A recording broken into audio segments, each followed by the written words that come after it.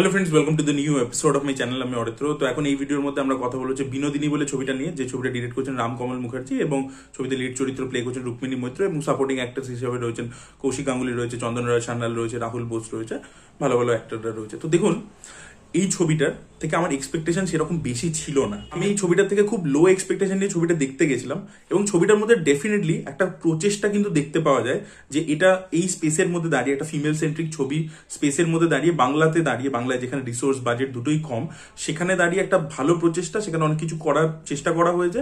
But সেটা ultimately একটা ভালো প্রচেষ্টা মানে ভালো ছবি তো হয়ে যায় না। তো সেইটা আর কি এই ছবিটার ক্ষেত্রে হয়েছে। তো যে ডিপার্টমেন্টগুলো ওয়ার্ক করেছে, সেটা সবচেয়ে প্রথম যেটা আমি প্রশংসা করবো সেটা হচ্ছে যে এরা রিক্রিয়েশনটা, এখানে এই যে ওই পিরিয়ডটাকে রিক্রিয়েট করা হয়েছে, সেখানে আর্ট ডিরেকশনের কাজ, কস্টিউমের কাজ, সেই জিনিসগুলো কিন্তু খুব ভালো লাগছে। সেই ডিপার্টমেন্টটা ডেফিনেটলি খুব ভালো কাজ হয়েছে এবং তার সাথে সৌমিক হালদারের যে ক্যামেরা, সেটাও কিন্তু বেশ ভালোভাবে পিরিয়ডটাকে রিক্রিয়েট করা, সেই কি ধরনের আপনি কালার ইউজ করছেন, কি করছে, সেই ব্যাপারটা তো থাকে।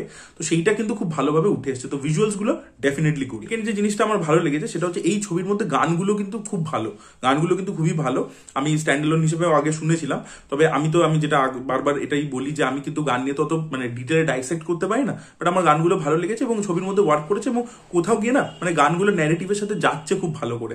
ঠিক আছে, এমন কিছু গান রাখা হয়নি যেটা জোর করে আর কি ভাইরাল হয়ে যাবে বা পপুলার হয়ে যাবে, but the songs are working within the space. আর তৃতীয় যে জিনিসটা আমার জন্য ছবির মধ্যে ওয়ার্ক করেছে সেটা হচ্ছে সাপোর্টিং অ্যাক্টার্সদের অভিনয়। কৌশিক গাঙ্গুলি স্পেস যতটা পেয়েছেন তার মধ্যে ভালো কাজ করেছেন, রাহুল বোসের কাজও আমার ডিসেন্ট লেগেছে, চন্দন রায় সান্যালের কাজও কিন্তু আমার বেশ ভালোই লেগেছে। তো সাপোর্টিং অ্যাক্টার্সদের কাজ কিন্তু বেশ ভালো ছিল এবং সেই অনুযায়ী কাস্টিং করা হয়েছিল, বড় মাপের অ্যাক্টার্সদেরকে কাস্ট করা হয়েছিল, তারা কিন্তু নিজেদের জায়গায় দাঁড়িয়ে ডেলিভার করেছেন। এবার দেখুন, এখানে রুক্মিণী মৈত্র যার উপর যে পুরো ছবিটাকে শোল্ডার করছে, এবার সে কিন্তু প্রচন্ড চেষ্টা করেছে, এটা কিন্তু পুরো ছবিটাতে ভিজিবল যে তার কিন্তু প্রচুর চেষ্টা সে করেছে সবকিছুর দিক দিয়ে। কিন্তু না কি হচ্ছে যে রুক্মিণী আরবান নিউ এজ রোলসে খুব ভালো করতে পারে। ঠিক আছে, টেক্কাতে তার পারফরমেন্স প্রচন্ড অ্যাপ্রিসিয়েটেড হয়েছে, বা সে কেরিয়ারে যখন প্রথম দিকে ছবি করেছে, চ্যাম্প করেছিল বা ককপিট করেছিল, তো এই ছবিগুলোতে তার পারফরমেন্স কিন্তু মারাত্মকভাবে অ্যাপ্রিসিয়েটেড হয়েছিল, কারণ ওগুলো রুক্মিণী নিজের এর সাথে যায় খুব ভালো, নিজের যে ইমেজটা, রুক্মিণী মৈত্রর ইমেজের সাথে ওটা খুব ভালো যায়। বাট এখানে যেহেতু তাকে একটা পিরিয়ডিক ক্যারেক্টার প্লে করতে পারে, সেখানে অ্যাকসেন্টের একটা ব্যাপার চলে আসছে। তারপরে না যখন এই একটা কম বয়সী চরিত্র আছে, ক্যারেক্টারটা তো একদম ছোটবেলা থেকে একদম বয়সকাল অব্দি দেখাচ্ছে, তো যখন আর কি ছোটবেলায় এই গ্রাম থেকে এসছে সবে, ওই রকম একটা দেখাচ্ছে, ওটা বিলিভেবল হচ্ছে না।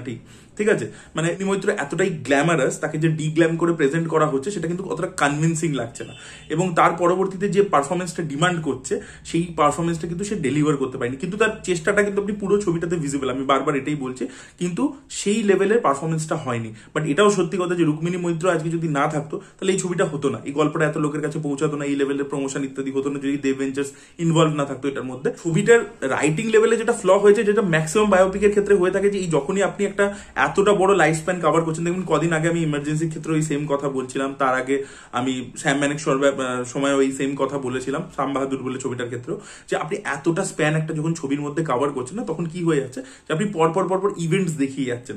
ঠিক আছে, এবং সেই ইভেন্টস গুলোকে হয়তো পদাতিকের মতো একটা ছবি পারে যে অতগুলো ইভেন্টকেও ভালো করে জেল করে স্টিচ করে, এবং তার মধ্যে দিয়ে ওই ইভেন্টস এর মধ্যে দিয়ে আমরা ক্যারেক্টারের জার্নিটা বুঝতে পারছি, ওর গ্রাফটা, তার মধ্যে যে আপস ডাউনস আসছে সেগুলো আমরা কানেক্ট করতে পারছি, এবং ইমোশনটা আমরা ফিল করতে পারছি, যে ক্যারেক্টারটা যে ইমোশনের মধ্যে দিয়ে গেছে, we as an audience are feeling the same.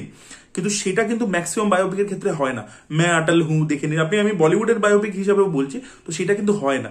Rather একটা অন্য অ্যাপ্রোচ হয়, যেখানে আপনি একটা ছোট টাইম স্প্যান ধরছেন এবং একটা সিঙ্গুলার জিনিসের উপর ফোকাস করছেন, তাহলে এই জিনিসটা ক্যারেক্টারের ইমোশনটাকে বা ড্রামাটাকে অনেক বেশি ইজিলি বিল্ড করা যেতে পারে। এই ছবিটা যদি খালি গুরু আর শিষ্যর একটা সম্পর্কের উপর হতো, তাহলে it could have been a much better film.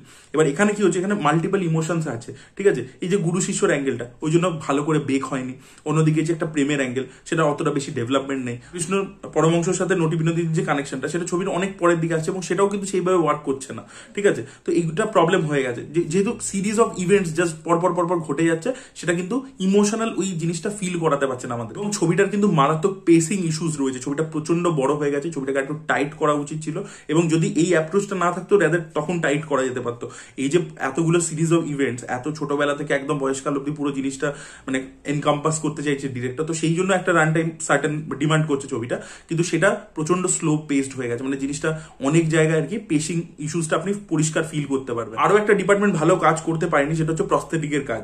ঠিক আছে, প্রস্থেটিকটা কিন্তু সেরকম আপ টু দ্য মার্ক হয়নি, সেটা আপনি পরিষ্কার বুঝলেন যে ওভারঅল মিলিয়ে Binodini is a very great attempt, but it is not a good film, it is not a great film, এটা আমি বলতে পারি। সো এটা আমার অনেস্ট ওপিনিয়ন ছিল, আপনার সাথে শেয়ার করলাম। যারা ছবিটা দেখেছেন তাদের কি বক্তব্য অবশ্যই কমেন্টে জানাবেন, আর যারা দেখবেন ভাবছেন অবশ্যই গিয়ে হলে ছবিটা দেখতে পারেন। আপনাদের তারপরে যে ওপিনিয়ন সেটা আমাদেরকে জানাতে পারেন, আমাদের সাথে ম্যাচ করছে কিনা সেটাও কমেন্টে লিখে জানাতে পারেন। Thank you so much, bye by.